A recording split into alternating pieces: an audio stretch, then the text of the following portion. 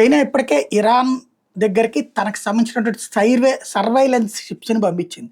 అంటే ఆ surveillance ships ఇజ్రాయెల్‌కి సంబంధించిన యాక్టివిటీని, అమెరికాకి సంబంధించిన యాక్టివిటీని చూసి ఇరాన్‌కి సమాచారం అందించడానికి యుద్ధంలో ప్రత్యక్షంగా సహకరించకుండా పరోక్షంగా ఇట్లా చేస్తుందన్నటువంటిది ఓ పక్కన ప్రపంచానికి అర్థమైపోతుంది. ఇదే కాకుండా చైనా నుంచి లగ్జెంబర్గ్ అనే యూరప్ దేశం నుంచి బయలుదేరినటువంటి బోయింగ్ 747 విమానాలు ఇరాన్ సరిహద్దుల్లోకి వచ్చాక ఆ మ్యాపుల్లో కనబడట్లేదట.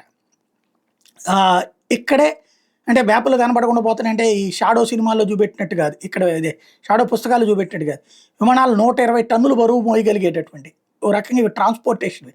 ఇరాన్ నుంచి రోజుకి 25 లక్షల బ్యారెల్స్ ఆయిల్‌ని చైనా కొంటుంది కదా! వాటికి బదులుగా ఇప్పుడు ఆయుధాల్ని చైనా ఇరాన్‌కి సప్లై చేస్తోందా? అవకాశం ఇప్పుడు అవసరం కాబట్టి మిస్సైల్స్‌లో వాడే ఇంధనమా? లేకపోతే అక్కడికి బయట ప్రపంచానికి తెలియకుండా ఉండటం కోసం చైనా ఎక్కడికొచ్చాక మెయిన్ స్క్రీన్‌లో కనబడకుండా చేస్తోందా అన్నటువంటిది ఇప్పుడు చర్చ నడుస్తోంది.